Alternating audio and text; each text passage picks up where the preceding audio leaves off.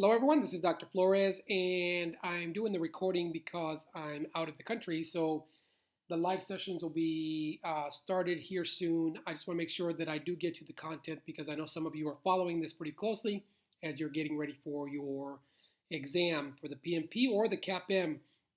So again, just to remind you that the topics I discuss, they are rooted in the PMBOK. So either they apply either for the CAPM or the PMP. And we finally get out of integration management and now in scope management. The name of the process we're going to discuss is plan scope management. So when we talk about scope, we're talking about the work, how the work will get done. Let's get started. Here's the agenda. I've got the welcome already to you, and we're going to move on to the topic regarding plan scope management. I've got some good key terms that you need to know that will help you do better on the exam, and I wrote a couple of questions for you to consider. They're not totally hard, but very important. Q&A, because we're doing this as a recording, please make sure that you send me any questions or anything that I can help you with if you have an issue that you don't understand well or concept or anything that you need additional information or where you need additional information. And then again, next Monday we'll have the either the recording or the live session, just depends on the schedule, and then we'll adjourn. We don't keep you that long because I know that you are busy and you're trying to get this information as you prepare for the exam. So please make sure that you review this particular recording or any of the other recordings. Every session is available to you, and I want to make another important announcement. That is that PMI, the Project Management Institute, has approved our live seminar series so as a PDU. So if you're preparing for the exam, you can watch 35 of these because we're not at 35 yet, but you could get all 35 credits. If you are trying to get your 60 PDUs or 60 PDUs, then each of these counts. So each of these counts because they are related to project management content. So please make sure that you can, or if you do record them, we'll get you a certificate. We're in the works of putting that together for you. So that's good news, and it's something that's of value to all of us. So plan scope management, the definition: plan scope management is the process of creating a scope management plan that documents how the project will be defined, validated, and controlled. Think about the word how, because remember, the how is the plan. The how is the plan. You're going to get questions on the exam asking you if you know the difference between scope management or the scope management plan and the project scope statement. They are different. The scope management plan tells us how we're going to do something. How do we control, validate, and define scope? The project scope statement gives us the boundaries of the work that will be performed, what's included, and what is not included. The key benefit of this process, plan scope management, is that it provides guidance, again the how, and direction on how scope will be managed throughout the project. There are two key outputs, again, two key outputs to the process plan scope management. One of them is the scope management plan, and second, it's the requirements management plan. Make sure you know that. The scope management plan and requirements management plan are outputs of the process plan scope management. Here are some key terms. I want to come back to the project management plan. First, I will give you the definition, and then I will explain a bit more. It is an approved subsidiary plans, or the approved subsidiary plans of the project management plan are used to create the scope management plan and influence the approach taken for planning scope and managing project scope. Okay, first of all, if somebody were to ask you what is the project management plan, it's the compilation of all the plans.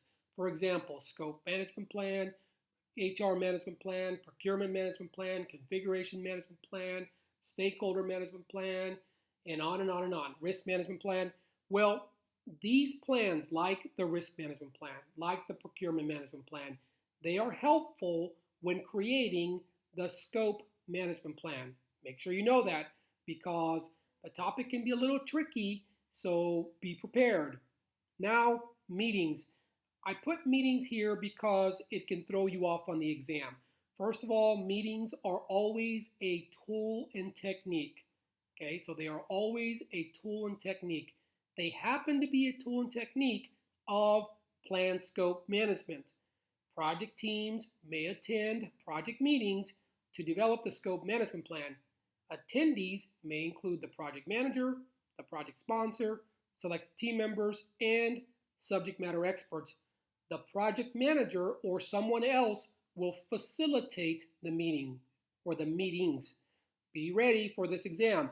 First of all, for this on the exam, first of all, know that meetings is a tool and technique of whatever process is being described. Next, the requirements management plan. The requirements management plan is a component of the project management plan, okay?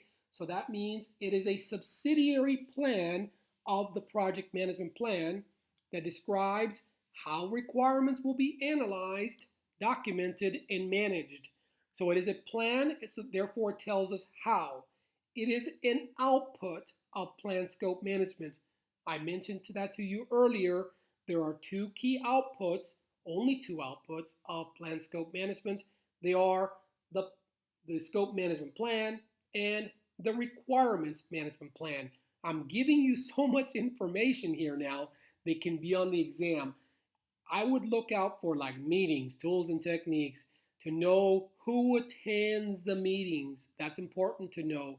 Also, two key outputs of plan scope management, the scope management plan and the requirements management plan. Okay, question number 1. The project manager calls a meeting to discuss the development of the scope management plan. The project is of importance to the performing organization because it will generate new business opportunities in an emerging market. First of all, the performing organization is where you work as a project manager or where I work. PMI likes to use these terms to throw us off. Performing organization, this is where we work. We represent the buyer, not the seller. The buyer, the company, the enterprise, the performing organization. Which stakeholder is least likely to be invited to this meeting? A, sponsor, B, vendor from previous project, C, project manager, or D, subject matter expert. All right, so what do you think? Least likely. Sponsor, I think, can be invited because this is a project that will generate business opportunities. Well, the project manager should probably attend, right? Because we're still in the planning phase. And we need subject matter experts, especially related to the emerging markets, right?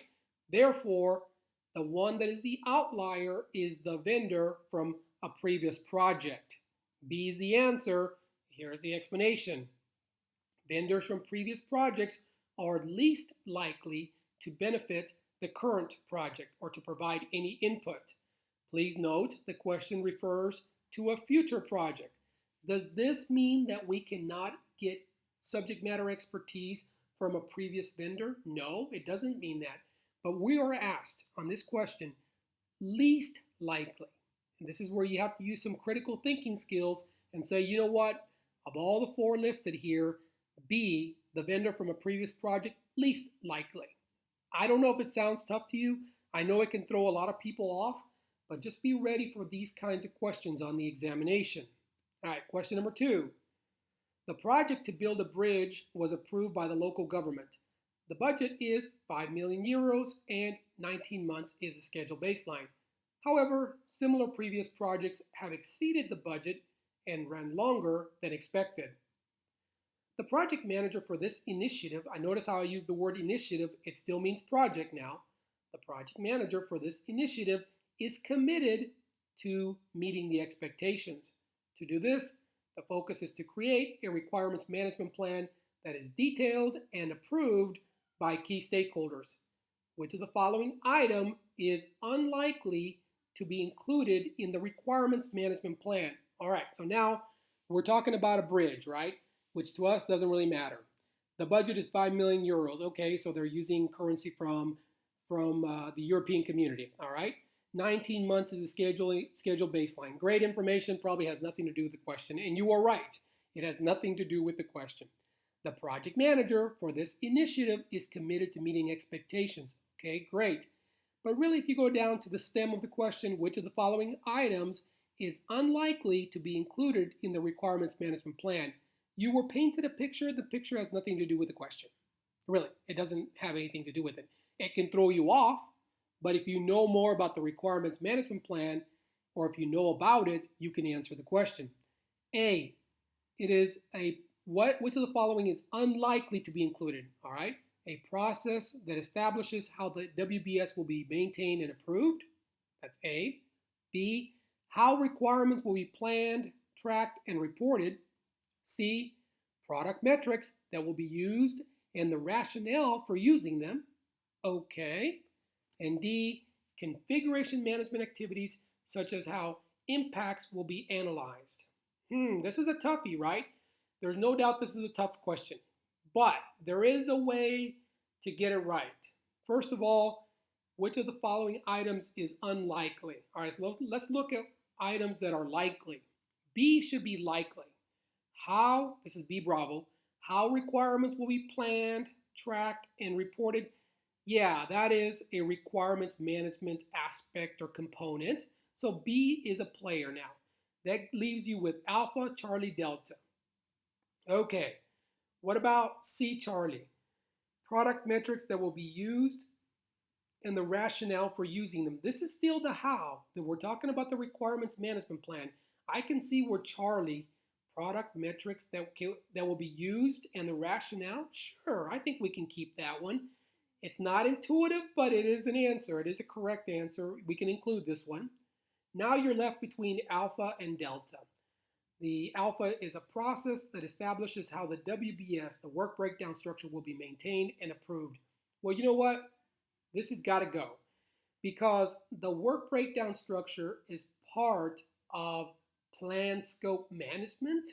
You can say it's not part of requirements management plan because requirements deals with requirements, not with the work breakdown structure.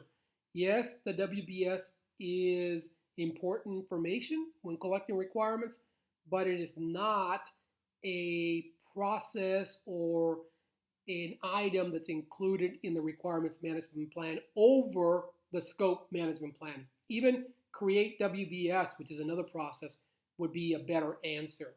So therefore, configuration management activities such as how impacts will be analyzed, that then is included as part of requirements management plan. And that leaves A alpha as the outlier. And that is correct.